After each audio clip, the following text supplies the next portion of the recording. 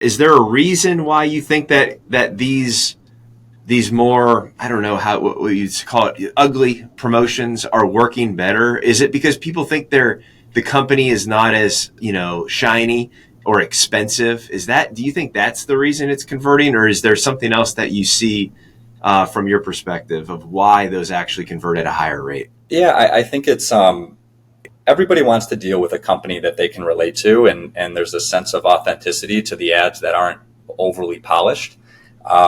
It looks like a real human being made it, and it wasn't made in a lab, and I think that's important. And it also communicates a sense of the size of the company, which I think is very important to people in this industry.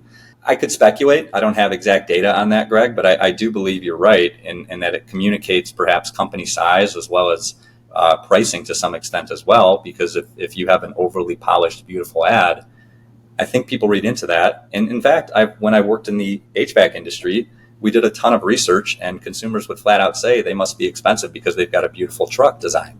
So people do read into things that consumers will consume, and I absolutely think you're onto something.